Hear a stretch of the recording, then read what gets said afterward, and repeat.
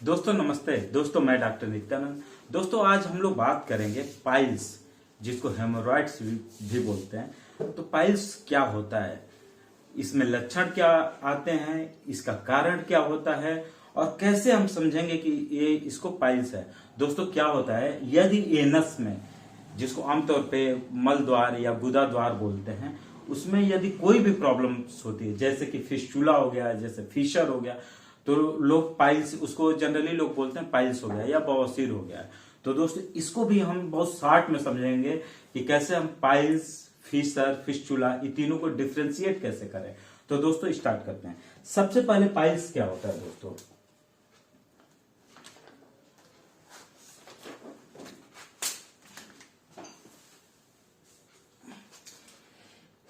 दोस्तों जो हमारी वेन्स होती हैं उसमें स्वेलिंग होने की वजह से, जो एनस को सप्लाई करती है जो वेन्स, उसमें स्वेलिंग होने की वजह से, वेरिकोसिटी होने की वजह से होने को ही हम लोग हेमोरॉइड्स बोलते हैं। तो दोस्तों हम एक डायग्राम के द्वारा इसको समझते हैं कि ये होता एग्जैक्ट होता क्या है। दोस्तों ये एक वेन्स होती है,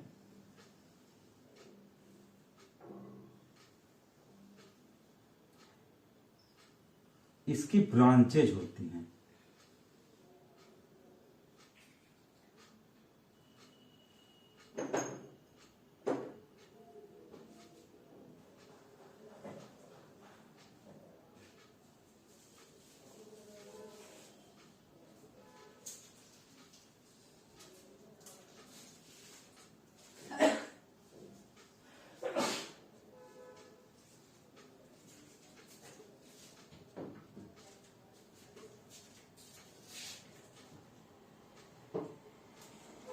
ये हमारी एक वेन्स है।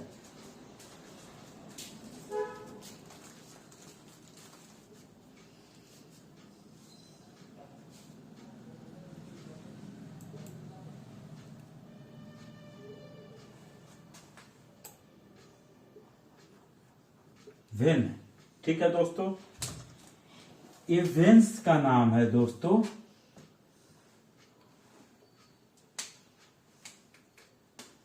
वेन्स होती क्या है, जो डीऑक्सीजनेटेड ब्लड को कैरी करके हार्ट तक ले जाती है। इसका नाम है दोस्तों सुपीरियर रेक्टल वेन। फिर इसकी ए हो गया लेफ्ट ब्रांच, ए हो गया राइट ब्रांच, लेफ्ट ब्रांच। ए जो है एंटीरियर ब्रांच हो गया और ए हो गया पोस्टीरियर ब्रांच। अब दोस्तों क्या होता है, इसमें यदि स्वेलिंग आ जाती है, वेरिकोज, वेन्स के इन्फ्लामेशन को वेरिकोज बोलते हैं। तो यदि इसमें स्वेलिंग आ जाता है तो उसी को हम लोग बोलते हैं हेमोरॉइड्स। और इजी तरीके से समझाते हैं, हेमोरॉइड्स या पाइल्स दोनों सेम चीज है। ये होता क्या है दोस्तों, हमारी जो वेन्स होती हैं उसमें स्वेलिंग की वजह से जो प्रॉब्लम क्रिएट होती है, जो सिम्टम्स आते हैं, उसको हम लोग बोलते हैं हेमोरॉइड्स। अब दोस्तों साथ में एक चीज और समझें कि मैंने अभी बताया कि फिशर की बात मैं करूंगा। फिशर क्या होता है, फिशर ये दोस्तों ये एनस हो गया, मल द्वार। इसमें जो क्रैक, फिशर से समझ में आता है कि जो डीप क्रैक, तो ये जो क्रैक हो जाता है एनस के वो माउथ पे, जो एनस होता है उस पे जो क्रैक होता है उसको हम लोग फिशर बोलते हैं। बहुत इजी तरीके से इसको समझाने की मैं कोशिश कर रहा हूं। फिशर जो होता है, जो एनस होता है, मल द्वार होता है, उस पे जो क्रैक हो जाता है उसी को हम लोग फिशर बोलते हैं। अब दोस्तों फिस्टुला क्या होता है, यदि ये हमारा एनस हो गया, फिस्टुला का मतलब होता है फिस्टुला, एक आमतौर पे समझ सकते हैं एक अलग ओपनिंग, न्यू ओपनिंग, या बोल सकते हैं एक न्यू सुरंग टाइप का। तो यहां से एक अलग ओपनिंग हो जाती है, खुल जाता है स्किन में। एनस के जस्ट बगल में एक न्यू ओपनिंग हो जाती है, जिससे आप कुछ ना कुछ डिस्चार्ज होता रहता है, उसको हम लोग फिस्टुला बोलते हैं। तो दोस्तों जनरली क्या प्रॉब्लम होती है? हेमोरॉइड्स होता है, फिशर होता है, फिस्टुला। फिस्टुला मतलब एक न्यू ओपनिंग, इसको आमतौर पर भकंदर भी बोलते हैं। और फिशर जो है वो क्रैकनेस हो जाता है, उसको हम लोग फिशर बोलते हैं। लेकिन दोस्तों ये तो मैं नेक्स्ट वीडियो में इसकी बात करूंगा। आज हम लोग बात करते हैं हेमोरॉइड्स की। हेमोरॉइड्स क्या होता है? मैंने बताया दोस्तों कि वेंस में स्वेलिंग को ही हेमोरॉइड्स बोलते हैं। अब दोस्तों बात करते हैं हेमोरॉइड्स कितने टाइप्स के होते हैं। There are 2 types of haemorrhoids. 2 तरह के हेमोरॉइड्स होते हैं। ये पहला हो गया, सॉरी इसको रिमूव करते हैं। 2 टाइप्स के हेमोरॉइड होते हैं। पहला हेमोरॉइड्स होता है इंटरनल हेमोरॉइड्स। दूसरा जो होता है एक्सटर्नल हेमोरॉइड्स।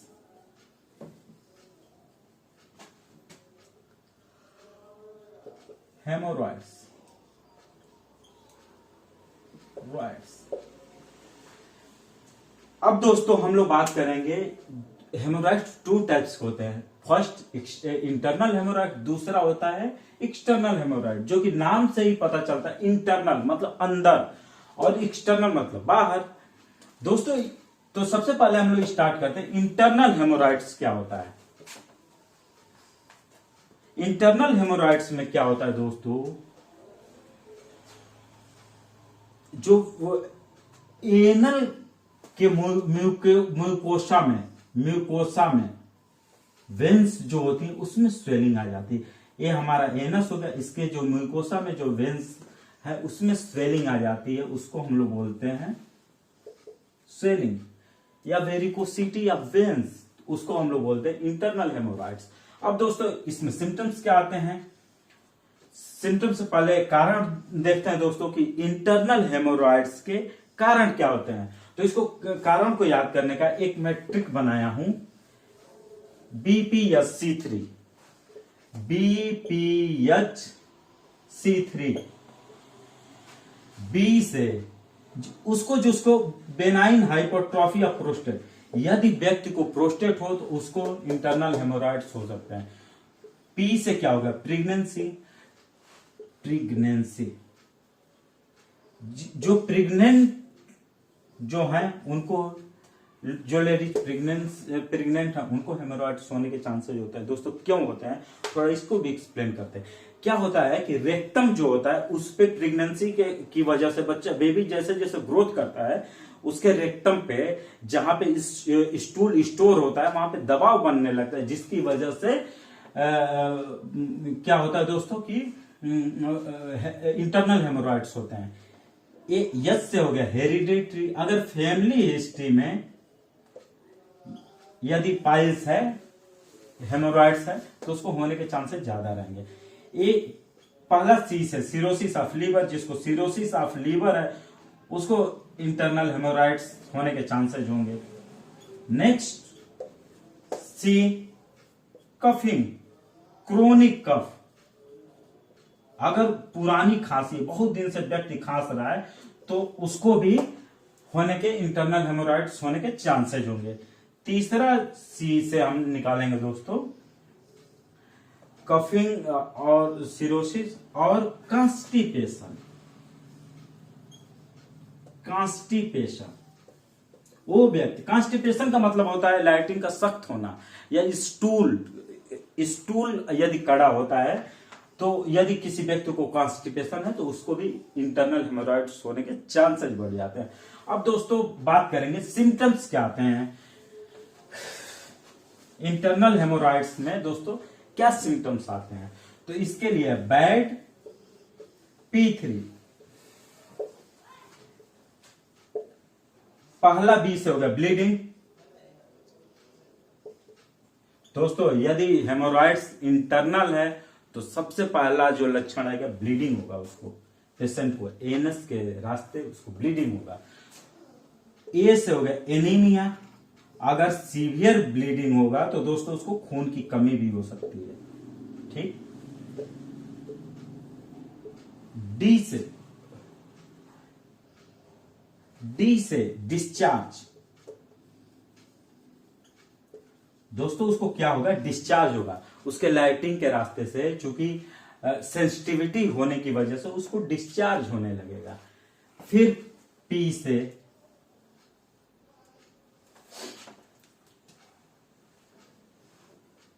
अब दोस्तों यहां पे ब्लीडिंग में ही हम लोग 3 बातों को समझेंगे। ब्लीडिंग में कुछ बातों को समझने की कोशिश करते हैं। अगर सिर्फ ब्लीडिंग है तो फर्स्ट डिग्री हो जाएगा, फर्स्ट डिग्री हेमोरॉइड्स। मैं कोशिश कर रहा हूं बिल्कुल आसानी से समझा दूं कि ताकि इसको आसानी से आप समझ जाएं। फर्स्ट डिग्री हेमोरॉइड्स कब होगा, जब सिर्फ ब्लीडिंग होगा तो फर्स्ट डिग्री हेमोरॉइड्स। ब्लीडिंग के साथ प्रोलैप्स हो जाएगा, प्रोलैप्स।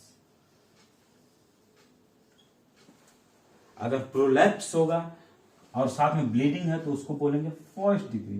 प्रोलैप्स कब होगा दोस्तों, जब वो स्टूल करने के लिए बैठेगा, दबाव बनाएगा तो क्या होगा, तब उसको प्रोलैप्स होगा, कुछ पार्ट बाहर निकलेगा, उसको हम लोग बोलते हैं फर्स्ट डिग्री।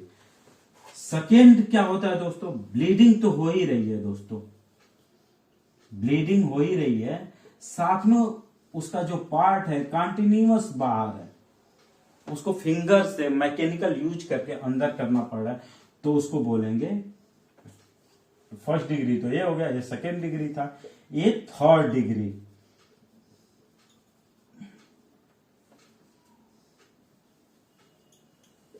हेमोरॉइड्स। दोस्तों मुझे लगता है कि बहुत इजी तरीके से मैं ये बताया हूं। फर्स्ट डिग्री, सेकेंड, अगर प्रोलैप्स सिर्फ है, अगर दबाव बनाने की वजह से, एक पी का मतलब हो गया, पी का मतलब हो गया फर्स्ट पी से, यदि प्रोलैप्स केवल है, वो भी जब दबाव बना रहा है, स्टेन कर रहा है, तो फर्स्ट डिग्री हो गया। दबाव बनाने से लाइटिंग के लिए जब जाता है, दबाव बनाता है, तो उसको बोलते हैं सेकेंड डिग्री। सिर्फ ब्लीडिंग है तो फर्स्ट डिग्री। अगर प्रोलैप्स कंटिन्यूअस कर गया तो उसको बोलते हैं थर्ड डिग्री हेमोरॉइड्स। अब दोस्तों ये तो मैं बात कर लिया इंटरनल हेमोरॉइड्स की। एक बात और बताऊंगा दोस्तों, एक पी का मतलब होता है पेन। जनरली पेनलेस होता है, बट यदि पेन है तो कोई ना कोई कॉम्प्लिकेशन डेवलप करता है।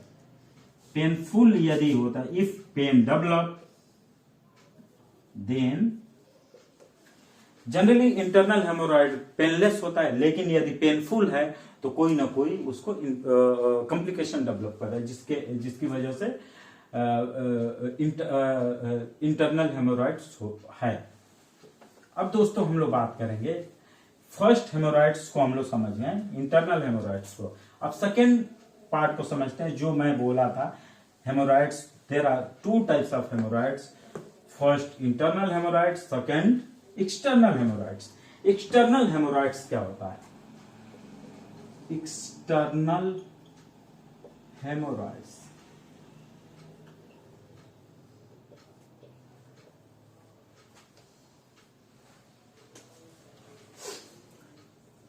हेमोरॉइड्स की एक बात और बता दूं, क्लासिकल साइट क्या होती है। क्लासिकल साइट ये बता देता हूं दोस्तों। हेमोरॉइड्स की जो क्लासिकल साइट होती है 3, 7, 11 ओ क्लॉक।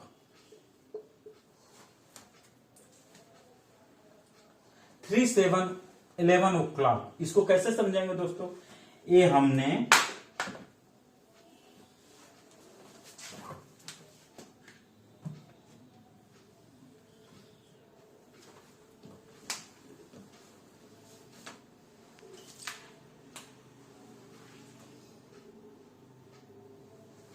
इसको थोड़ा बता देते हैं।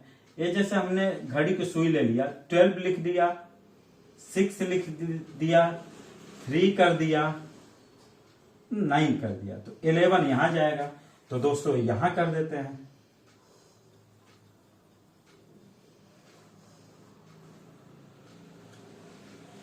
फिर 3 कर देते हैं,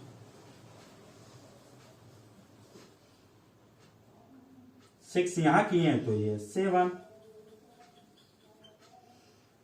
3 7 3 11 और 7 ओक्ला। ये जनरली स्पेसिफिक क्लासिकल साइट होता है हेमोरॉइड्स का, 3 7 और 11 ओक्ला। अब दोस्तों हम लोग बात करेंगे एक्सटर्नल हेमोरॉइड्स की। एक्सटर्नल हेमोरॉइड्स दोस्तों क्या होता है, जो हमारा एनस होता है, इसके पेरीएनल एरिया में, पेरीएनल एरिया में हीमेटोमा डेवलप कर जाता है। हीमेटोमा थोड़ा डिफिकल्ट है, इसको और इजी तरीके से समझते हैं। हीमेटोमा क्या होता है दोस्तों? हीमेटोमा क्या होता है कि ब्लड, जो ब्लड होता है वो क्लॉट करके और सॉलिड मास में कन्वर्ट हो जाता है, उसको बोलते हैं हीमेटोमा। ब्लड जो होता है, ब्लड की क्लॉटिंग, जैसे यहां पे हमने क्या किया, ये अपने हाथ को लिया और यहां पे हमने इंजोर किया, तो यहां ब्लड क्या हो गया कि ब्लड इस स्किन के जस्ट नीचे, एपिथेलियल सेल्स के जस्ट नीचे, यहां ब्लड यहां क्या हुआ, कुछ कैपिलरी रप्चर हुई, कोई वेन्यूल्स रप्चर हुई, जिसके वजह से ब्लड यहां पे थोड़ा निकल गया और क्लॉट कर गया। तो वही चीज इसमें होता है, क्या होता है कि हेमेटोमा, पेरीएनल एरिया में हेमेटोमा डेवलप कर जाता है, जिसको हम लोग बोलते हैं एक्सटर्नल हेमोरॉइड्स। अब दोस्तों इसमें क्या प्रॉब्लम क्या आती है, ये क्यों होता है? कॉज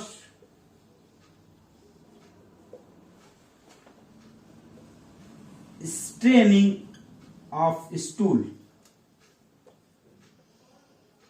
अगर व्यक्ति स्टूल पास करने जब जाता है तो बहुत ज्यादा दबाव बनाता है, उसकी वजह से पेरीएनल एरिया में हीमेटोमा डेवलप कर जाता है, जिसको हम लोग बोलते हैं एक्सटर्नल पाइल्स हेमोरॉइड्स। दूसरा जो कारण होता है कफिंग।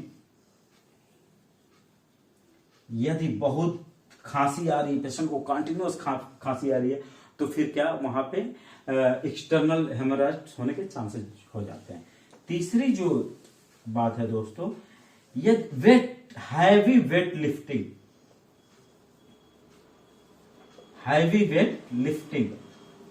यदि पेशेंट क्या करता है दोस्तों, बहुत ज्यादा वजन उठाता है, तो भी पाइल्स एक्सटर्नल हेमोरॉइड्स होने के चांसेस हो जाते हैं। दोस्तों इसको हम लोग इजी तरीके से समझ जाते हैं जब सिम्टम्स बताता हूं। जब हम लोग इस पेशेंट का लोकल एग्जामिनेशन, पेशेंट को जब हम लोग एग्जामिन करते हैं, तो हम लोग देख के बता देते हैं कि इस पेशेंट को क्या है, हेमोरॉइड्स है, एक्सटर्नल हेमोरॉइड्स है। तो सिम्टम्स क्या आते हैं दोस्तों? सीवियर पेन होगा, बर्निंग भी हो सकता है,